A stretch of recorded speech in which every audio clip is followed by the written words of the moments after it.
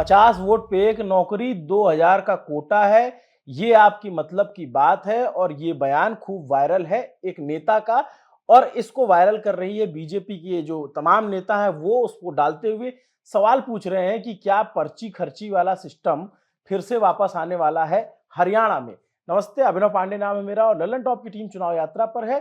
और जिन व्यक्ति का वीडियो वायरल है उनका नाम नहीं लिखा, लेकिन वो फरीदाबाद एनआईटी सीट से कांग्रेस के विधायक पंडित नीरज शर्मा हैं। नीरज शर्मा इस समय इस बार फिर मैदान में हैं और चुनाव मैदान में आते ही इतनी 90 सीट है, उसकी चर्चा बाद में, जैसे विनेश फोगाट की सीट की चर्चा थी और तमाम जगहों की चर्चा थी। आपने एक बयान दिया, चर्चा में आ गए, खूब वायरल है। क्या सफाई है? मेरी सफाई नहीं है। जी। पहली बात तो मैं आपके माध्यम से ये कहना चाहूँगा, ये भ्रष्ट भाजपा सरकार पर्ची और खर्ची की बात कर रही है। ये भ्रष्ट भाजपा सरकार नौकरियों की बात कर रही है। मैं आपको बता दूं, ये जो कहते हैं ना पर्ची खर्ची नहीं चलती, इनसे ज़्यादा पर्ची खर्ची कहीं चलती नहीं। हमारे यहाँ डगुआ सब्जी मंडी है और ये ऑन रिकॉर्ड बात बता रहा हूँ। मैंने विधानसभा की कमेटी भी बना रखी है, अभी तक जांच नहीं पूरी करी सरकार ने, सरकार का कार्यकाल खत्म हो गया। और जब से हरियाणा बना है इस मुद्दे पे इकलौती विधानसभा की कमेटी है वो। मंडी में फड़ होते हैं जो बिल्कुल गरीब लोगों को नहीं मिलते, विधवा, गरीब, अपंग, अपाहिजों को, जो फुटकर में सब्जी बेचते हैं। हमारे यहाँ 700 फड़ निकले 14 से 19 के बीच में। जो शेड नहीं बना उसमें भी फड़ दे दिए। और फड़ किनको मिले हैं मालूम है? इन्होंने एक एमिनेंट पर्सन बनाए थे, भाजपा की जो निगरानी समिति के सदस्य होते हैं उनके, जो भाजपा के पूर्व पार्षद हैं उनके, भाजपा के नेताओं के। पर्ची और खर्ची का इससे घटिया उदाहरण नहीं हो सकता। दूसरा, भाजपा रोजगार देने का काम नहीं करती, रोजगार छीनने का काम करती है। आपको मालूम है मैं श्री राम प्रभु की कथा भी करता हूँ। और हमारे यहाँ वीनस कंपनी थी। उस कंपनी में कोरोना में जब एक भाजपा के नेता ने कहा कि आपदा को अवसर बनाइए, आप पहली बात तो आपदा अवसर नहीं होती। आपदा अवसर होती है गिद्ध के लिए, चोर के लिए, लुटेरों के लिए। आपदा तो सेवा लेके आती है। मजदूरों ने आपदा को अवसर नहीं बनाया, मालिकों ने सबसे पहले उन्हीं मजदूरों को अपने यहाँ से निकाल दिया, क्योंकि उसी फैक्ट्री में दिव्यांग हुए थे, वो उस क्षमता से काम नहीं कर सकते थे। नीरज शर्मा 31 दिन जेसीबी के गेट पे बैठा, उन दिव्यांग मजदूरों का भला कराया। हर फैक्ट्री मजदूरों को निकालना चाह रही थी, मजदूरों का पलायन करना चाह रही थी, वो नीरज शर्मा ने रुकवाया। और जहां तक आप इसकी बात कर रहे हैं, मैं कांग्रेस पार्टी के चुनाव घोषणा पत्र समिति का सदस्य भी हूँ। उसको मालूम था जो घोषणा पत्र हम तैयार कर रहे थे, उसके अंदर हमारी पार्टी का एक संकल्प था कि 2 लाख नौकरियां। अब और हुड्डा साहब के बारे में एक बात है कि वो कुछ कहते नहीं है, कर देते हैं। और जो हुड्डा साहब ने कह दिया वो तो पत्थर की लकीर है। जैसे वो रामायण में आता है ना, तजे आकाश तारागण, तजे सूरज दिशा अपनी, तजे गंभीरता सागर, तजे ठंडक हवा अपनी, और कसम है प्रभु श्री राम की नहीं कभी मिथ्या वचन होगा। हिरण खेले मां सागर में, जल की मछलियां थल में, न शीतलता रहे जल में। हुड्डा साहब की बात बिल्कुल पत्थर की लकीर है। रघुकुल रीत सदा चली आई, प्राण जाई पर वचन न जाई। और ये 2 लाख नौकरियों का तो हुड्डा साहब साइन करके दे रहे हैं कि कांग्रेस की सरकार आएगी तो हम 2 लाख नौकरियां देंगे। ये 50 वोट पे जो एक नौकरी की मैंने बात कही, एक तो इस भ्रष्ट भाजपा सरकार में नौकरियां हुई नहीं, लगी नहीं लोगों की, पेपर लीक हुए। हरियाणा स्टाफ सिलेक्शन कमीशन के दफ्तर, एचपीएससी के दफ्तरों से पैसे पकड़े गए हैं, नौकरियां कैंसिल करी हैं सारी इन्होंने। और जो लगी हैं तो गुजरातियों की लगी हैं। मैंने लोगों से कहा था जिन्होंने वीडियो एडिट करी है, मैं तो वीडियो बनाता नहीं प्रोग्रामों की, इनकी आईटी सेल लगी रहती है दिन रात इस काम में। मैंने ये कहा था कि भाई कांग्रेस पार्टी 2 लाख नौकरियां देगी, और मैंने ये भी नहीं कहा कि कांग्रेस को वोट दोगे तो ही नौकरी लगेंगी। आप 1 मिनट दें, मैं आपको वो हूबहू वो बयान सुना देता हूँ ये ताकि एडिटेड है, ये मेरा नहीं है। अच्छा, हाँ, ये पूरी वीडियो नहीं है जो बनी थी। क्या एडिटेड है इसमें, क्या लग रहा है आपको? मैं एक बार दर्शकों को सुना देता हूँ, हाँ। उसके बाद फिर जो है इस पे आप बताइएगा। अरे तुम्हारे मतलब की तो बात निकल गई, थमायो लेट अब असली सौदा तो नौकरी को, और सबसे ज्यादा जरूरत तुम्हें नौकरी की। भैया भाई ने खुल्लो चैलेंज कर दियो, सबन की आज्ञा ले ली। हुड्डा साहब ने नौकरी देनी 2 लाख, यू मेरिट हमारे इलाके समझ आना रही, जिता के भेज दो 2000 का कोटा मिलेगा, और मैं की 50 वोट पे एक नौकरी की सिफारिश है। और जा काम से जितना ज्यादा डब्बो भरेगा वह काम की उतनी ज्यादा ही नौकरी लगेंगे। यू मेरो फैसलो ना, यू समन को फैसलो कल को मेरे ऊपर थोप दो कि जाते कोई 10-20-50 वोट आवे।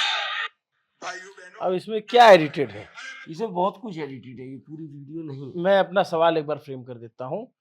आपने कहा कि जिस गांव से ज्यादा वोट मिलेगा उस गांव में ज्यादा नौकरी मिलेगी, 50 वोट पे एक नौकरी, मैंने नहीं 2000 कहा, का कोटा। मैंने नहीं आप कहा। ये जो वीडियो है, हाँ, इस वीडियो में ये है, ये मेरा फैसला नहीं है, ये जो सामने लोग बैठे थे उनका फैसला है। अच्छा, तो बीजेपी अब तक ये आरोप लगाती आई जो हरियाणा की राजनीति में कहते थे।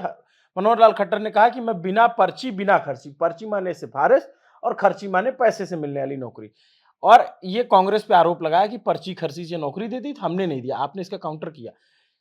क्या ये जो सिफारिश करने वाली बात है ये उस दिशा में नहीं आगे ले जाती? मेरी आप पूरी बात सुन ली जी, तसल्ली से, फिर आप क्वेश्चन। बताइए। जहां तक आपने पर्ची खर्ची की बात करी, मैंने फड़ का उदाहरण दिया। खट्टर जी के राज में पर्ची खर्ची नहीं चलती तो एचपीएससी के दफ्तर में पैसे कहाँ से आ गए? खट्टर जी के राज में पर्ची खर्ची नहीं चलती थी तो इनके एमएलए मंत्रियों पे लोगों ने आरोप कैसे लगा दिए, एफआईआर कहाँ से दर्ज हो गई?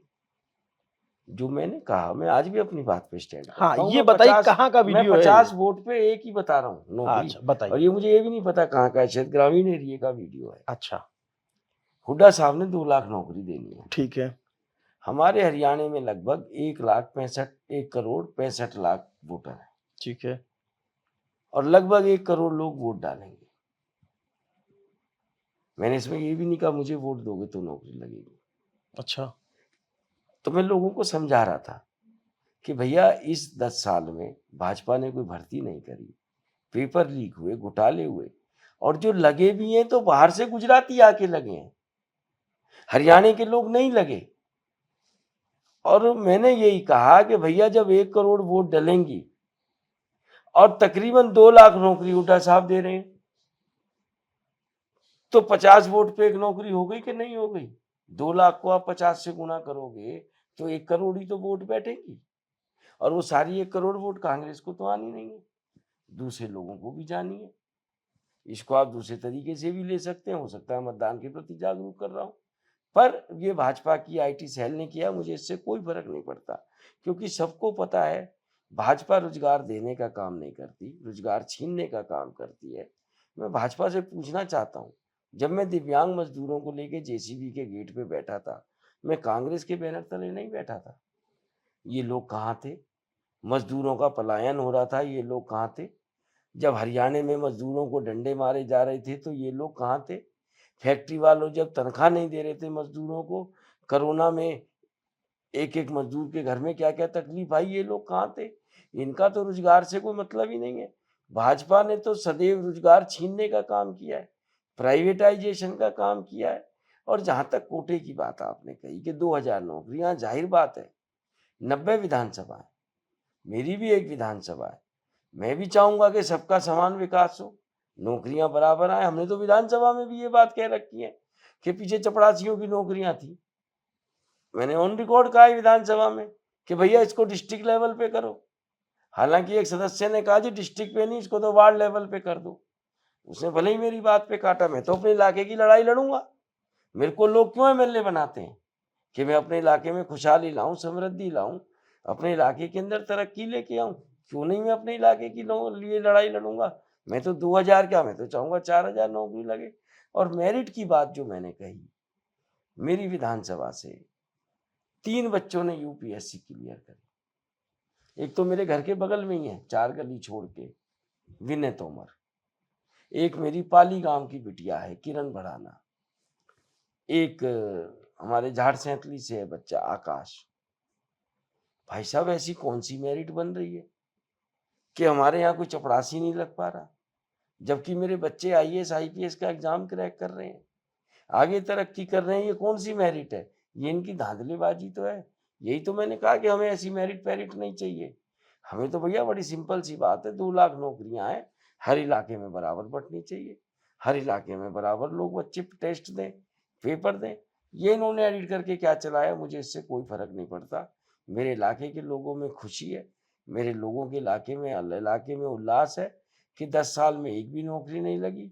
हुड्डा साहब आएंगे, 2 लाख नौकरी देंगे, और भैया 90 विधानसभा, उसके हिसाब से हमारे इलाके में भी नौकरी लगेगी। आपका एक वीडियो भी वायरल हुआ था हुड्डा साहब के साथ।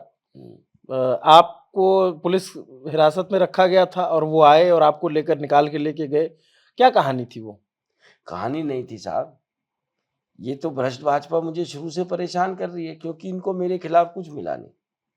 हरियाणा का मैं सर्वश्रेष्ठ विधायक, ये भी पुरस्कार दिया इस सरकार ने, मेरे कामों की वजह से दिया है। और मैंने इनके खिलाफ भ्रष्टाचार की लड़ाई लड़ी। सबसे पहले मैंने 200 करोड़ का एक घोटाला पकड़ा। अच्छा। मेरे पास तो 200 करोड़ के कागज थे, हकीकत में घोटाला 2000 करोड़ का है। भूतो ना भविष्यति, एक ईंट नहीं लगी, 200 करोड़ की पेमेंट हो गई हमारी फरीदाबाद नगर निगम से। मैंने फिर ये तपस्या करी विधानसभा में, सिद्ध हो गया ये घोटाला हुआ है। सीएजी का पैरा था, सीएजी की रिपोर्ट थी, मेरी नहीं थी, मैं कोई आरोप नहीं लगा रहा था। मंत्री जी से सवाल जवाब चल रहे थे, मैंने कहा साहब आप गिरफ्तारी कब करोगे? वो कहते जी मैं टाइम बॉन्ड नहीं कर सकता। मैंने कहा मैं नीरज शर्मा ऐसे चुटिया पकड़ के ब्राह्मण आपको टाइम बॉन्ड कराऊंगा? मैंने कि जब तक आप इस केस में एक्शन नहीं लेंगे, गिरफ्तारी नहीं करेंगे, ना तो सिले कपड़े पहनूंगा, ना पैरों में जूते धारण करूंगा। 54 दिन उस धूप में मैं नंगे पैर चला, जब जूते चप्पल में पैर जलते थे। 54 दिन तपस्या करी इन्होंने। 54 दिन के बाद चीफ इंजीनियर को गिरफ्तार किया, ठेकेदार को गिरफ्तार किया। बड़े दुख के साथ कह रहा हूं, मानते हैं घोटाला हुआ, एफआईआर दर्ज हुई, या तो कह देते नीरज शर्मा तो झूठा, एफआईआर दर्ज ही नहीं करते। 2 रुपए की रिकवरी नहीं होगी उस केस के अंदर। जनता टैक्स किस लिए दे रही है? इनको विकास कार्यों के लिए तो दे रही है, घोटालों के लिए थोड़ी दे रही है। उसके बाद मेरी विधानसभा में एक पॉकेट है, बाल कल्याण पॉकेट। वहां से एक बेटी ने ट्वीट किया, बड़ी नरकीय स्थिति है वहां, सीवरेज की हमारे यहाँ बहुत ज्यादा समस्या है, क्योंकि जो पैसा आया वो तो इन्होंने डेवलपमेंट की नहीं, भ्रष्टाचार की भेंट चढ़ गया। एक बात बताइए कि मैं जब आपके विधानसभा में घूम रहा हूँ, तो सड़कों की बड़ी समस्या है, सड़कें खराब हैं। मैं ईमानदारी फीडबैक आपको बताऊँ तो थोड़ी-थोड़ी दूर पे कचरा देखने को मिलता है। तो एज़ अ विधायक आपने 5 साल क्या किया इन सब चीज़ों के लिए? देखिए साहब, लोकतंत्र में एक अकेला विधायक तो नहीं चुना जाता, जी। एक पार्षद भी चुनते हैं, एक मेयर भी चुनते हैं, एक विधायक भी चुनते हैं, एक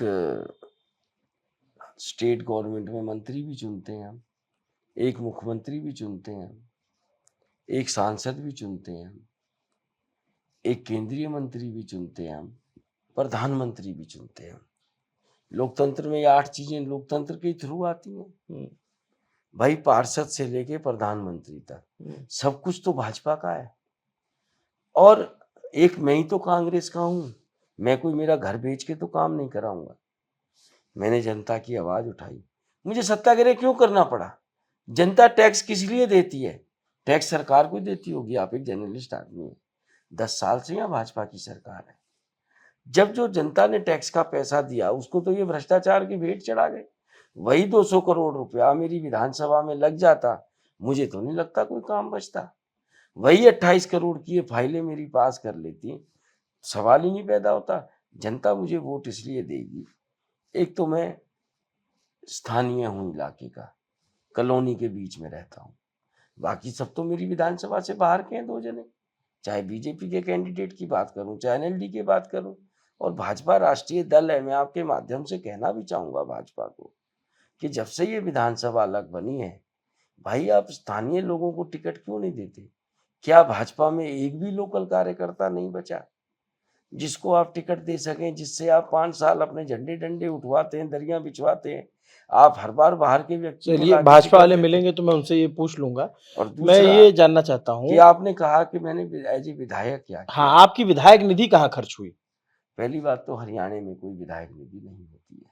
अच्छा, हाँ जी, हरियाणा में जब हम विधायक बने तो लगभग हमें 5 करोड़ रुपए की खट्टर जी ने घोषणा करी कि मैं हर विधायक को प्रेफरेंस दे रहा हूं कि वो अपनी प्रेफरेंस से काम करा सकते हैं। वो हमने लिस्ट दी। मेरा 25% इलाका ग्रामीण है, 75% शहरी है। 8 वार्ड है मेरी विधानसभा के, और ग्रामीण एरिया लगभग मैंने 2 करोड़ रुपया गांवों में दिया, 3 करोड़ रुपया यहाँ पे लेके आया मैं हर वार्ड के अंदर। उसके बाद हमारी एक ग्रांट थी वैगी की, विधायक आदर्श ग्राम योजना। वो पैसा सिर्फ हम गांवों में ही दे सकते थे, तो 3 साल तक वो पैसा मैंने गांवों में दिया। उसके बाद कुछ साथियों की विधानसभा ऐसी थी जो रूरल थी नहीं, शहरी शहरी क्षेत्र था। कुछ विधायकों ने विधानसभा में डिमांड उठाई तो सरकार ने ये कहा कि भाई आप ये पैसा शहरों में भी लगा सकते हैं। उसका कुछ पैसा मैंने शहरों में लगाया और कुछ वहाँ लगाया। ऐसा नहीं है काम नहीं हुआ। मैं मेरी विधानसभा में हरियाणा का सबसे बड़ा ऑडिटोरियम बना रहा हूँ खेड़ी कॉलेज के अंदर। बल्लमगढ़ से सोना रोड जो मेरी विधानसभा का हिस्सा है, बढ़िया चकाचक बन के तैयार है। जो भड़कल वाला हिस्सा है उसमें आज भी खड्डे हैं, आपकी गाड़ी नहीं जा पाएगी। मैंने नगला से कुरेशीपुर तक की सड़क बनाई। मैंने ये जो मेरा घर है सारन सकूल रोड बनाई, मैंने नहीं बनाई, मेरे कार्यकाल में बनी। राजीव कॉलोनी में सड़क बनी, और सेक्टर 56 में बारात घर बन रहा है। अभिनव जी, दिक्कत कहाँ आई? सिर्फ नगर निगम एरिया में जो भाजपा के लोकल लोगों का वर्चस्व था, जिनकी मंशाएं कुछ और थी, अब जाहिर भी हो रही है। हमारे यहाँ जो हमारे सांसद हैं वो डिफेक्टो सीएम काम किया उन्होंने 10 साल। उनका खुद का बड़ा मन था कि उनका बेटा यहाँ से चुनाव लड़े, एडजस्ट हो। टिकट भी मांगी, नहीं मिली, वो भाजपा का इंटरनल फैसला है। इस नाते उन्होंने मुझे नगर निगम में काम नहीं करने दिए। नगर निगम के अलावा जो चंडीगढ़ से हमारे काम होते थे मैंने सारे कराए। नगर निगम में वो अंकुश लगा के बैठ गए, या दूसरे शब्दों में कहूँ कुंडली मार के बैठ गए। आप कृष्णपाल गुर्जर जी पे आरोप लगा रहे हैं? उन पे भी, और जो पार्षद रहे, पार्षद भी मेरे यहाँ से सारे भाजपा के थे या भाजपा समर्थित थे। मेरे 8 में से एक भी पार्षद ऐसा नहीं था जो कांग्रेस पार्टी का जीता हो। 2 निर्दलीय जीते थे, 6 भाजपा के थे। जो निर्दलीय थे उन्होंने भी 5 साल भाजपा को समर्थन दे के रखा। आज चुनाव के समय में कुछ साथी मेरे साथ हैं। मेयर भाजपा की थी, सीनियर डिप्टी मेयर सांसद साहब के बेटे थे। डिप्टी मेयर मेरे दिमाग से नाम भी निकल रहा है, जो हाँ, मनमोहन जी, इन्हीं की पार्टी के थे। फाइनेंस कमेटी जो नगर निगम के बिल पास करती है वो थी। फिर मेरे विधायक बनने के बाद इनको एक खतरा और हो गया। वो 200 करोड़ का घोटाला नगर निगम का ही है, हकीकत में तो 2000 करोड़ से ज्यादा का है। फिर वो रिकॉर्ड रूम चल गया कि इनको पता था कि नीरज शर्मा के बनने के बाद घोटाले नहीं हो सकते। हमारे फंड रुकवा दिए गए। और एक चीज बताता हूँ बड़ी इंटरेस्टिंग, पिछली योजना में एक टेंडर पास हुआ 120 करोड़ का, HSIDC डिपार्टमेंट का, भारत सरकार का पैसा, जो हमारे घर के लिए आप आते हैं, हार्डवेयर प्याली रोड, आईचर चौक से वलपुल रोड, कपड़ा ईस्ट इंडिया कंपनी से प्रेस कॉलोनी की सड़कें, ये 3, और हार्डवेयर से 55 टी पॉइंट यहाँ तक की सड़कें उसमें थी। बाकी कुछ पुल पार का एरिया था। सरकार को लगा ये टेंडर ज्यादा का छूट गया 120 करोड़ में। वो सिंगल टेंडर था, उसके 5 टुकड़े करके उन्होंने टेंडर निकाला। वो टेंडर छूटा 80 करोड़ का। तो भाजपा में गवर्नर रहे हैं गणेशी लाल जी, उनके एक रिलेटिव हैं ब्रज गोपाल कंस्ट्रक्शन कंपनी। उस ब्रज गोपाल कंस्ट्रक्शन कंपनी को 120 करोड़ में ठेका मिल गया था। जब दोबारा सरकार को लगा कि ज़्यादा का मिल गया है, दोबारा ठेका छूटा, तो वो ठेका छूटा 80 करोड़ का, और वो ठेका छुटवाया गया एचएसवीपी डिपार्टमेंट से, पहले एचएसआईडीसी ने छोड़ा था सेम काम। ब्रजगोपाल वाले स्टे ले आए, काम रुक गए।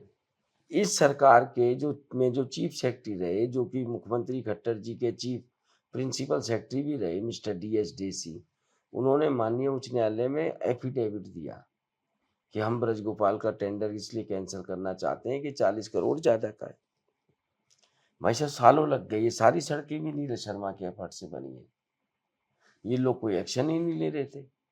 फिर मैंने आवाज उठाई विधानसभा में, मैंने कहा भैया, चाहे HSIDC हो, चाहे HSVP हो, और उस ब्रजगोपाल कंस्ट्रक्शन कंपनी पे हजारों करोड़ के ठेके हैं। हमारे दीपेंद्र भाई ने विधानसभा में प्रश्न लगाया था, अमृत योजना के बहुत सारे ठेके हैं, उसकी तो CBI जांच होनी चाहिए। उस ब्रजगोपाल कंस्ट्रक्शन कंपनी को ये काम पे काम दिए जा रहे थे। मैंने चिट्ठियां लिखी, यार एक भाई को तो परेशान कर रहा है, दूसरा भाई काम दे रहा है, तो ऐसा नहीं है काम नहीं हुए, काम मैंने इनसे बहुत करवाए, बहुत हुए मेरी विधानसभा में काम। नगर निगम के एरिया में थोड़ी सी चलिए, दिक्कत आपके है। जो दावे हैं, जो आपके आरोप हैं, ये सब जनता परखेगी। चुनाव 5 तारीख को होना ही है, रिजल्ट भी आ जाएगा 8 तारीख को। मैं ये जानना चाहता हूँ, आपने बीच में आपने एक पहलू और बताया कि आप कथावाचक हैं। तो आप क्या एक मतलब कथाएँ करते हैं विधानसभा में या फिर बाहर भी आप जाते हैं? देखिए, विधानसभा में तो मैंने क्या कथा करनी, वहां तो जो मुद्दे की बात है मैं वही रखता हूँ। अच्छा, कथा करता तो मुझे सर्वश्रेष्ठ विधायक का पुरस्कार नहीं मिलता। अच्छा। वो सर्वश्रेष्ठ विधायक के पुरस्कार के लिए पूरी कमेटी है, उसकी मार्किंग नंबरिंग होती नहीं, है। बिल्कुल, मैं वो कथाकार वाला पहलू जानना चाहता हूँ आपके जीवन का। ऐसा हुआ साहब, कोरोना में तो इन्होंने सबको राम जी के भरोसे छोड़ दिया, राम जी के भरोसे रहे।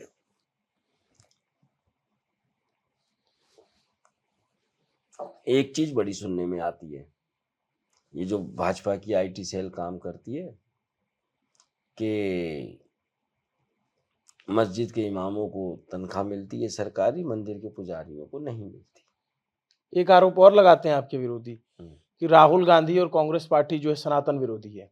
मैं दोनों बातों का जवाब देता हूँ। तो एक दिन कोरोना में मैं वैसे ही गली में घूम रहा था, तो मैंने पुजारी जी मिल गए, तो कहने लगे, बाबू अब तो मंदिर में दीपक जलाने के पैसे भी नहीं रहे, लोग आ जा नहीं रहे। मैंने कहा, पंडित जी तुम्हारा भी लेबर कार्ड बना देते। कहने लगे, भैया भगवान की सेवा करते हैं, झूठो नहीं बनवाएंगे। तो माँ हमारी हर साल में एक दिन राम कथा, रामायण का खंड पढ़ कर आती थी। तो वैसी चर्चा करने लगा मैं इनकी, पंडित जी रामायण कैसे पढ़ी जाती है?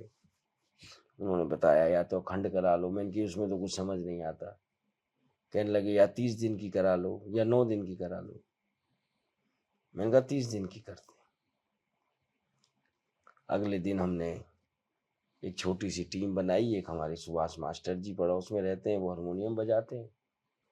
एक मुस्लिम परिवार है हमारे यहाँ, उनका ऑर्केस्ट्रा का काम है, उनको बुलाया। एक सुषमा बिटिया थी, वो ढोलक बजाती थी। और कोरोना में ना थोड़ी दिनचर्या सबकी बिगड़ गई थी, सुबह लेट उठना, लेट खाना, लेट सोना।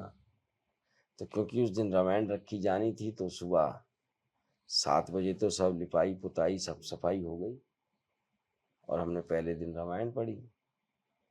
क्योंकि 7 बजे यहाँ आने का मतलब है सब लोग 5 बजे उठे होंगे, और अपना 9 साढ़े 9 तक पहले दिन का पहला विश्राम हुआ रामचरितमानस जी का।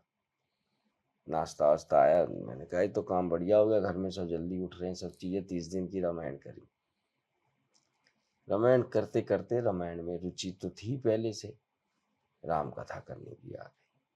उसके बाद मुझे कोविड हो गया।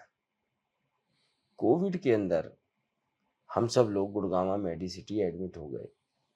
तो उन्होंने एक फ्लोर बना रखी थी कि देश भर के जितने सांसद, विधायक, मंत्री हैं, उन सबको इकट्ठा डाल दो। तो पहले दिन तो हम बात भी नहीं करते थे एक दूसरे से। तो एक दिन डॉक्टर कटारिया आए अगले दिन, तो हम ना कमरा बंद करके बात कर रहे थे। उसी समय दीपेंद्र भाई को भी कोरोना हो गया था।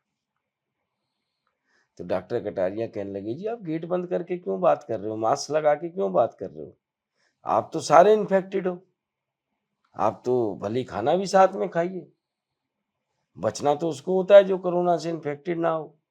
ठीक बात। तो फिर सारी बात मैंने सबको बताई, बीजेपी के भी एमएलए साथी थे, हमारे कांग्रेस के भी थे। अब हुआ ये कि भाई टाइम कैसे पास हो, तो आप कथा सुनाने लगे। तो मैंने कहा भाई कल से हम दीपेंद्र भाई के कमरे में कथा सुनाएंगे रामायण की, रामचरितमानस। रामचरितमानस। मैंने कहा चौपाइयों की तरह, चौपाइयाँ तो इतनी याद नहीं है मेरे को, मैं कोई स्वामी रामभद्राचार्य जी नहीं हूँ जिनको पूरी रामायण कंठस्थ है। तो मैंने कहा ऐसे कहानी सुनाएंगे। उन्होंने कहा ठीक है।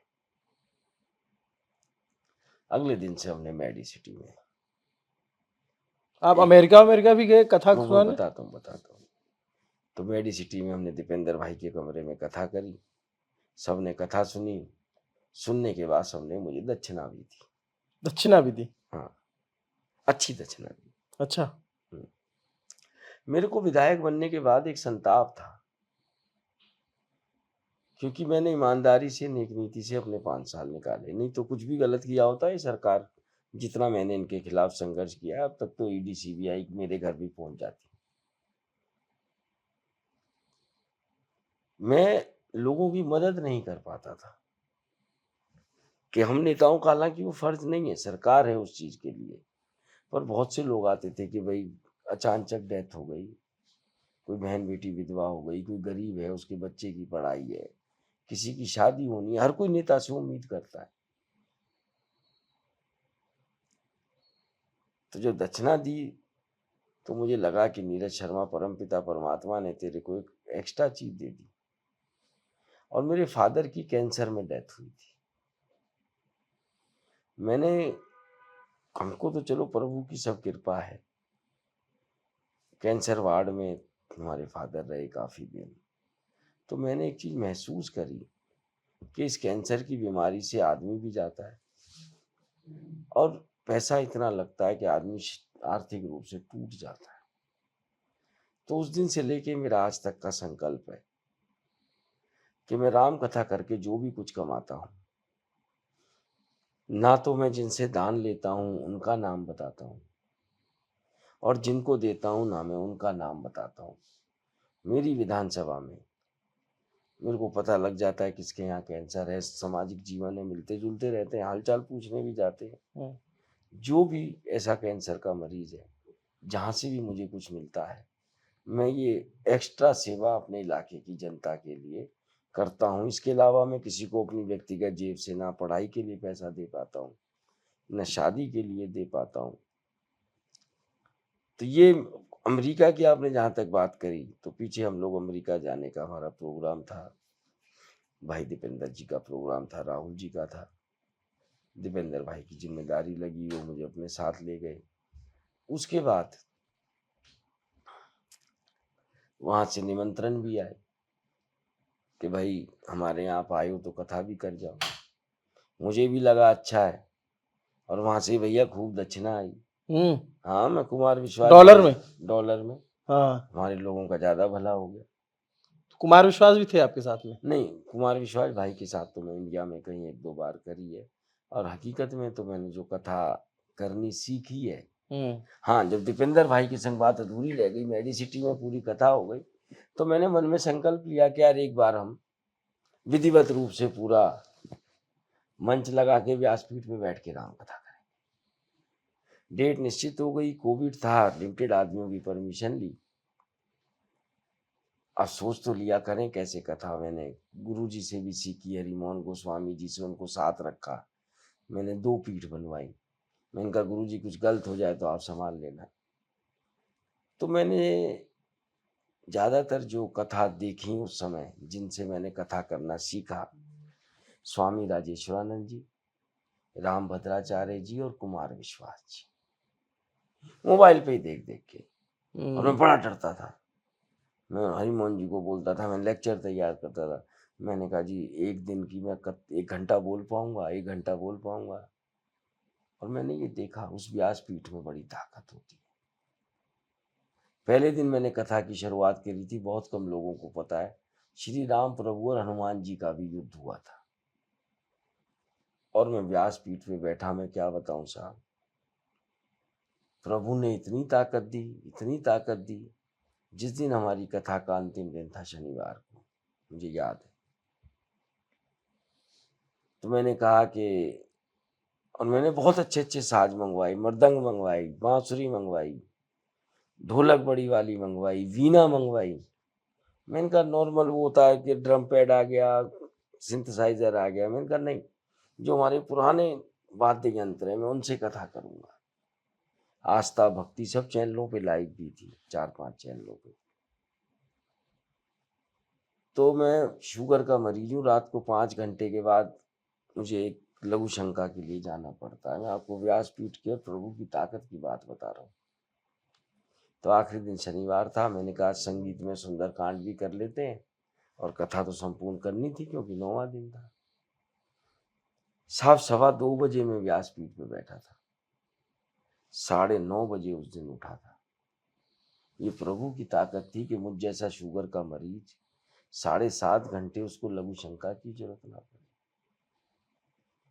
तो राम कथा की तो ये है। ये आप जो है राम कथा कहते हैं, तो ये तो आप बीजेपी के उसके कोष्ठक में भी फिर बैठते हैं, तो बीजेपी नहीं, मेरी 2 बातें अधूरी रह गई। एक तो वो पंडित जी वाली मैंने बात कही थी कि जो मैसेज आता था, जब पंडित जी की स्थिति पता लगी तो मैंने इस भ्रष्ट भाजपा सरकार को चिट्ठी भी लिखी थी। मैंने कहा साहब, ये आप कहते हैं, व्हाट्सएप पे मैसेज वायरल होते हैं, कोरोना में सबको तकलीफ हो रही है, कृपया मंदिर के पुजारियों को, मस्जिद के इमामों को, गुरुद्वारे में ग्रंथियों को और चर्च में पादरियों को, इनकी भी कुछ ना कुछ व्यवस्था आप करें। और मैंने कहा कुछ नहीं कर सकते, इतना तो कर दो, कोरोना काल के अंदर आपको हैरान होंगे सुन के आप, हरियाणा के अंदर मंदिर मस्जिद गुरुद्वारे में जो बिजली का बिल लिया जाता है ना साहब, एक तो होता है डोमेस्टिक रेट, एक होता है कमर्शियल रेट। कमर्शियल रेट लिया जाता है हमारे धार्मिक संस्थानों से। तो मैंने ये भी कहा था कि कम से कम इनका बिल तो आप डोमेस्टिक रेट का लगा दो, आप कुछ भी सुविधा नहीं दे सकते हैं। और दूसरी बात, आपने जहाँ तक बीजेपी के एजेंडे की बात कही, क्यों साहब राम जी का नाम हम लोग नहीं ले सकते, हमारे राहुल जी नहीं लेते, हमारे राहुल जी धार्मिक यात्रा पे नहीं जाते। ये तो लोगों ने उनके बारे में भ्रांतियां फैलाई हैं। बीजेपी की सोशल मीडिया टीम ने काम किया राहुल जी की छवि खराब करने का।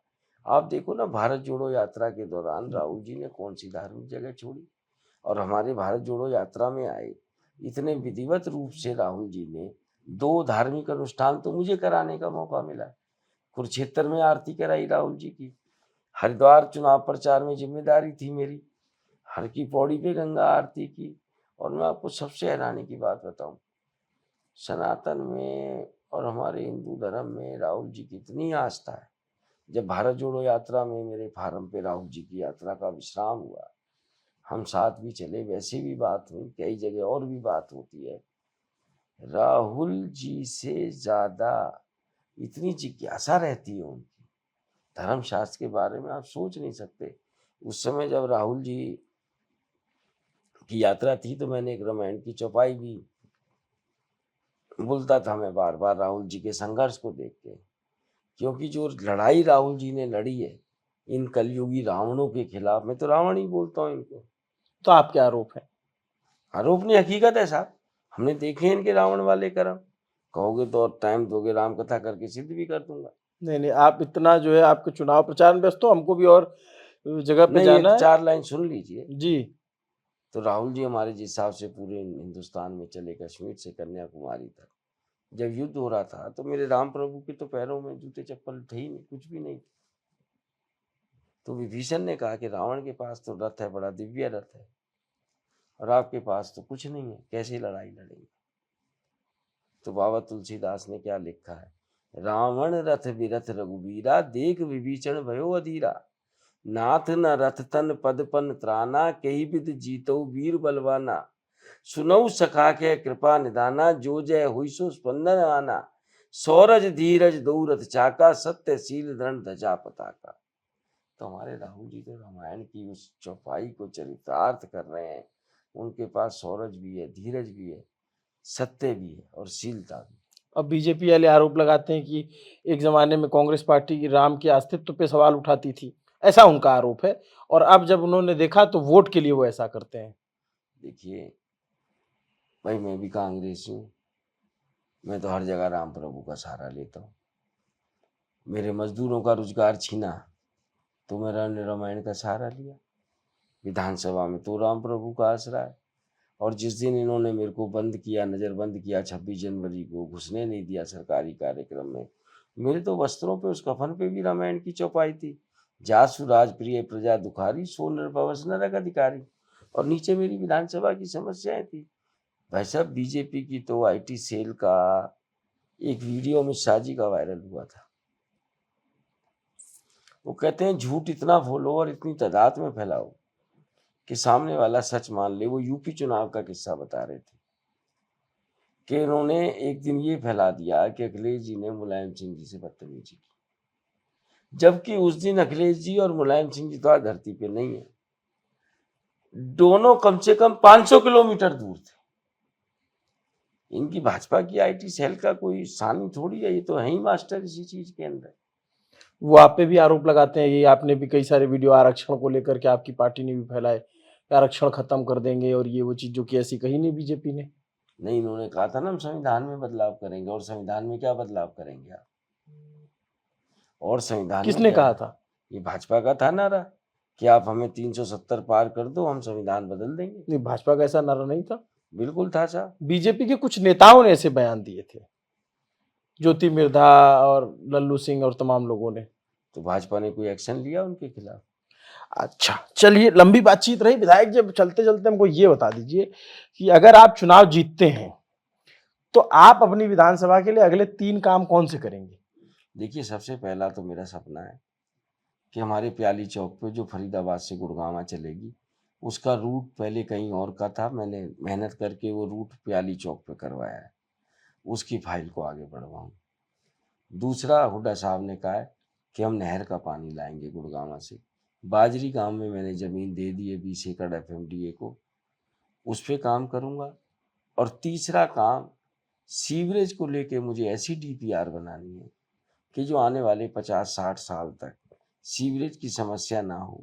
जैसे मैं अमेरिका गया था, मैंने न्यूयॉर्क में देखा, बड़ा छोटा शहर है, गलियां भी कम चौड़ी हैं, जैसे हमारे यहाँ स्थिति है।